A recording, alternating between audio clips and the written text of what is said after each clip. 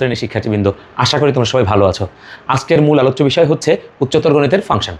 আর function এই অধ্যায়টা উচ্চতর গণিতের 1.2 এবং 9.2-এ অনেক বিস্তারিতভাবে আছে। এ কারণে আজকে আমরা ফাংশন শেখা শুরু করব। ফাংশন শেখার ক্ষেত্রে আমরা কয়েকটা পার্ট বা কয়েকটা ধাপে শিখব। এর মধ্যে বাস্তব সংখ্যা সম্পর্কে সর্বপ্রথম আলোচনা না করলেই নয়, কারণ বাস্তব সংখ্যা সম্পর্কে তোমার যদি সুস্পষ্ট ধারণা না থাকে তাহলে ফাংশনের পরবর্তী বিষয়গুলো সম্পর্কে তুমি ধারণা লাভ করতে পারবে না। এ কারণে আজকে চলো প্রথম আলোচ্য বিষয় বাস্তব সংখ্যা বা রিয়েল নাম্বার সম্পর্কে পড়ে আসি।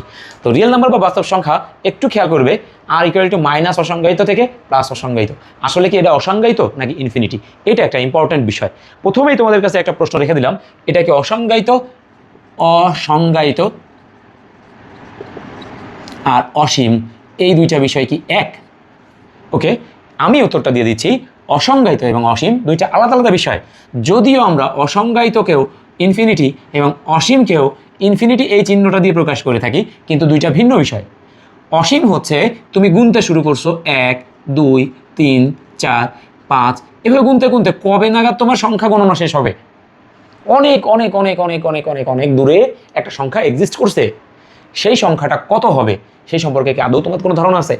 বলে সেই সংখ্যাটাকে আমরা বলবো অসীম। তাহলে এটা কিন্তু অসীম, অসংজ্ঞায়িত না। কিন্তু ধরো আমি লিখলাম 5/0, তাহলে সামথিং বাই 0 এইটাকে বলা হয় অসংজ্ঞায়িত। অসংজ্ঞায়িত অসংজ্ঞায়িত অর্থাৎ হচ্ছে গণিতের ভাষায় যাকে ডিফাইন করা পসিবল না। গণিত যাকে ডিফাইন করতে পারছে না তাকে বলছে অসংজ্ঞায়িত, আনডিফাইন্ড। এখন কেন এটা অসংজ্ঞায়িত প্রশ্ন আসে? তাহলে এটা অসংজ্ঞায়িত এর মূল কারণ হচ্ছে, সাপোজ মনে করো 12, একে তুমি 3 দিয়ে ভাগ করতেছো। 3-এর সাথে কত গুণ করলে 12 হয়? 3 × 4 = 12। এর পরবর্তীতে তুমি 18, একে 6 দিয়ে ভাগ করতেছো। 6-এর সাথে কত গুণ করলে 18 হয়? 6 × 3 মানে 18। কিন্তু তুমি যদি 12/0 লেখো তাহলে 0-এর সাথে কত গুণ করলে 12 হবে? তুমি সারা দিনেও খুঁজে পাবে না, কারণ কখনোই সম্ভব না। এই কারণে এই যে চেহারাটা, একে বলা হচ্ছে আনডিফাইন্ড। আনডিফাইন্ড, অসংজ্ঞায়িত। এটাই হচ্ছে অসংজ্ঞায়িত আকার। Thank you. এবার মোস্ট ইম্পর্ট্যান্ট একটা বিষয়, স্বাভাবিক সংখ্যা সম্পর্কে তোমরা সবাই খুব ভালো করে জানো। ন্যাচারাল নাম্বার বা স্বাভাবিক সংখ্যা একে n দ্বারা প্রকাশ করা হয়। এটা 1 থেকে শুরু হয়, 1, 2, 3, 4 এবং যেতে থাকবে। এখানে কখনো ভগ্নাংশ আসবে না এবং অবশ্যই স্বাভাবিক সংখ্যা 1 থেকে শুরু। অবজেক্টিভে যদি কখনো তোমাকে প্রশ্ন করে নিচের কোনটি স্বাভাবিক সংখ্যা, অপশনে যদি 0 থাকে তুমি 0কে প্রথম স্বাভাবিক সংখ্যা হিসেবে ভেবে ভুল করবে না। ওকে, এর পরবর্তীতে দ্বিতীয় বৃহত্তম বিষয়টা হচ্ছে ইন্টিজার নাম্বার, পূর্ণ সংখ্যা। ইন্টিজার নাম্বার, এই ইন্টিজার নাম্বার মানে হচ্ছে পূর্ণ সংখ্যা। পূর্ণ সংখ্যা ঋণাত্মক অসীম থেকে ধনাত্মক অসীম পর্যন্ত। এখানে একটা ইম্পর্টেন্ট বিষয় আছে, যেহেতু এটা ঋণাত্মক অসীম থেকে ধনাত্মক অসীম পর্যন্ত বলা হচ্ছে, এখানে ভগ্নাংশ আসবে না, কোনো ভগ্নাংশ আসবে না। তাহলে ভগ্নাংশ যদি না আসে হিসাবটা হচ্ছে এটা। দ্বিতীয় ইম্পর্টেন্ট পার্ট যেটা, সেটা হচ্ছে একটু খেয়াল করে তুমি দেখবে ন্যাচারাল নাম্বারের এই পোর্শনটুকু কিন্তু ন্যাচারাল নাম্বার। এদেরকে আমরা ন্যাচারাল নাম্বার ঘোষণা করে আসছি একটু আগে। তাহলে এটা যদি ইন্টিজার নাম্বারের সেট হয়, এর একটা সাইড পুরো ন্যাচারাল নাম্বার। তাহলে তোমরা দেখতেই পাচ্ছ পুরো ন্যাচারাল নাম্বারের মধ্যে বা পুরো ইন্টিজার নাম্বারের মধ্যে একটা নির্দিষ্ট অংশ ন্যাচারাল নাম্বার। তাহলে এইটা যদি ইন্টিজার নাম্বারের একটা সেট হয়, এই ইন্টিজারের একটা নির্দিষ্ট অংশ, এটাকে হচ্ছে ন্যাচারাল নাম্বার বলতেছি। তাহলে এটা ন্যাচারাল নাম্বার, এটা ইন্টিজার নাম্বার। এই কারণে তোমরা বলতে পারবে ন্যাচারাল নাম্বার উপসেট of integer number. Second important বিষয় হচ্ছে রেশিওনাল নাম্বার বা মূলদ সংখ্যা। মূলদ সংখ্যা এতটা গুরুত্বপূর্ণ, তোমাদের সায়েন্স নিয়ে যারা পড়তেছো তাদের অবশ্যই প্রতি পদক্ষেপে মূলদ এবং অমূলদ খুব বেশি ডিস্টার্ব করবে। এদের ব্যবহার অনেক বেশি বিস্তৃত। এই কারণে একটু খেয়াল করবে, রেশিওনাল নাম্বার একে কিউ দ্বারা প্রকাশ করা হয় মূলদ সংখ্যা। এদেরকে বলা হয় যারা p/q আকারে প্রকাশযোগ্য। p/q এর আইডেন্টিফিকেশন কি? দেখো, ফ্র্যাকশনাল নাম্বারকে রেশিওনাল নাম্বারের সাথে ভুলাবে না। ফ্র্যাকশনাল নাম্বারের শর্ত এই q ≠ 1 আছে। ভগ্নাংশ হতে গেলে q এর মান 1 হতে পারবে না, কিন্তু রেশিওনাল নাম্বার হতে গেলে q এর মান 1, 2, 3 যে কোনো সংখ্যা হতে পারবে, শুধু 0 হতে পারবে না। এবং এই p এবং q কে সহমৌলিক হতে হবে। তোমাদের প্রশ্ন আসছে সহমৌলিক কাকে বলে, সহমৌলিক কারা? তাহলে সহমৌলিক হচ্ছে, একটু খেয়াল করি আসো, সহমৌলিক হচ্ছে যাদের মধ্যে ওয়ান ব্যতীত, ওয়ান, এই ওয়ান ব্যতীত অন্য কোনো সাধারণ উৎপাদক নেই। ওয়ান ব্যতীত অন্য কোনো সাধারণ উৎপাদক নাই। তাহলে সাধারণ উৎপাদক কারা? সাধারণ উৎপাদক হচ্ছে, সাপোজ মনে করো 4, এই 4-এর সাধারণ উৎপাদক হচ্ছে 4, এর সাধারণ উৎপাদক হচ্ছে 1, 2 এবং 4, যার দ্বারা এই 4কে ভাগ করা যায়। যদি আমি বলি 15, এর সাধারণ উৎপাদক কারা, তাহলে বলতে হবে 1, 3, 5 অ্যান্ড 15 নিজেই। তাহলে এদেরকে বলা হয় সাধারণ উৎপাদক। সিমিলার ওয়েতে তোমরা দেখো এই 4-এর যে সাধারণ উৎপাদকগুলো আছে 1, 2 এবং 4, 15-এর সাধারণ উৎপাদকগুলো আছে 1, 3, 5 অ্যান্ড 15। 1 ব্যতীত এদের মধ্যে কমন কিছু আছে, যেহেতু কমন কিছু নাই এই কারণে 4 অ্যান্ড 15 তারা হচ্ছে সহমৌলিক সংখ্যা। যদি আর একটা এক্সাম্পল নিয়ে আসো, যদি মনে করো 3 এর সাধারণ উৎপাদক হচ্ছে 1 এবং 3, আর আমরা যদি নিয়ে আসি 16, তাহলে 1, 2, 4, 8, 16। তাহলে একটু নোটিস করলে তোমরা দেখতে পাবে 3 এবং 16-এর মধ্যে 1 ব্যতীত অন্য কোনো সাধারণ উৎপাদক নাই। দ্যাটস ওয়াই 3 এবং 16 সহমৌলিক।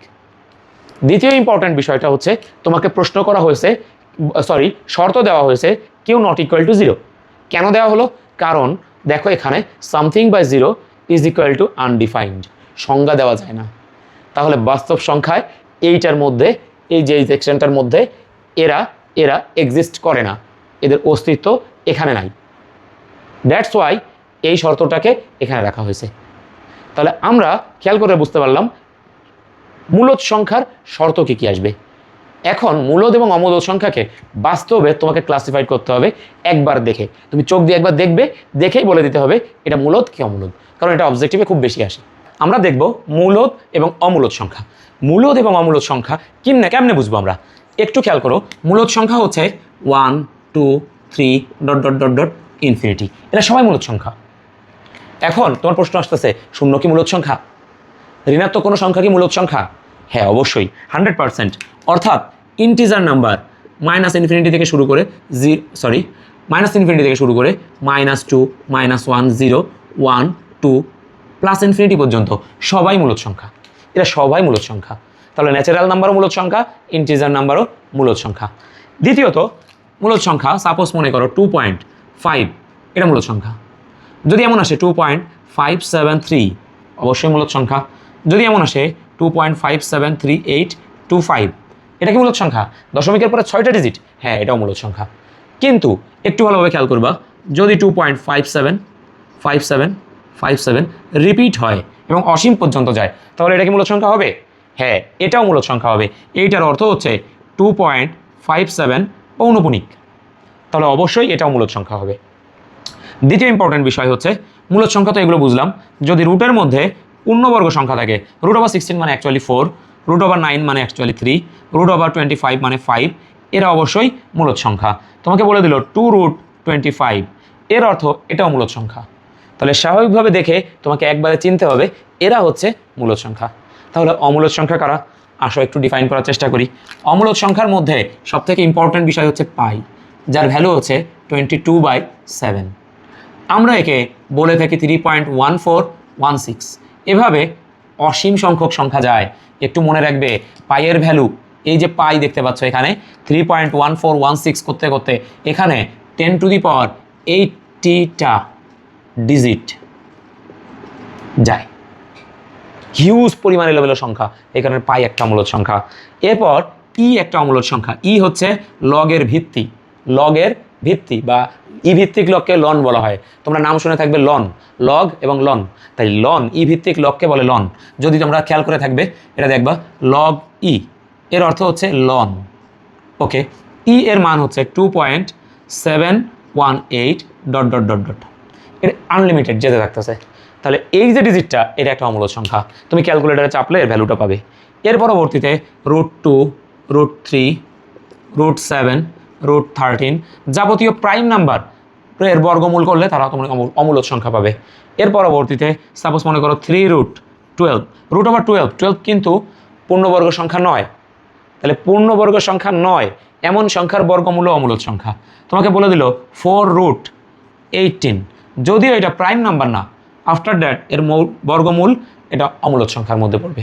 তাহলে অমূলদ সংখ্যা স্বাভাবিকভাবে দেখে এমন হবে। আর আরেকটা বিশেষ অমূলদ সংখ্যা আছে, সেটা হচ্ছে সাপোজ মনে করো 2.78253, আনলিমিটেড যাচ্ছে, অসীম এবং এদের মধ্যে সিমিলারিটি নাই, তাহলে এটা অমূলদ সংখ্যা। যদি এমন হয় 2.783, শুধু 3টা ডিজিট দিয়ে আনলিমিটেড যাচ্ছে, অমূলদ সংখ্যা। যদি এমন হয় 2.78, আনলিমিটেড যাচ্ছে, সিমিলারিটি নাই, তাহলে এটাও অমূলদ সংখ্যা বলে গণিত হবে। তাহলে আমরা বুঝতে পারলাম সংখ্যা তত্ত্বের যে বিষয়গুলো আছে সেটা। আরও একটা ইম্পর্টেন্ট বিষয়, এবার ইম্পর্টেন্ট বিষয়টা একটু দেখব।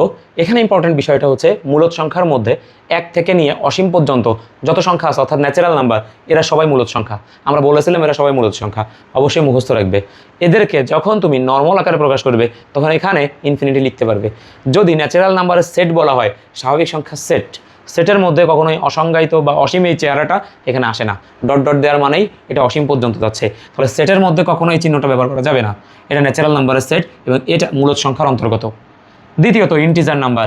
ইন্টিজার নাম্বার মাইনাস অসংজ্ঞায়িত থেকে অসীম থেকে প্লাস অসীম পর্যন্ত সকল পূর্ণ সংখ্যা, এই পূর্ণ সংখ্যার সেটকে জেড দ্বারা প্রকাশ করা হয়।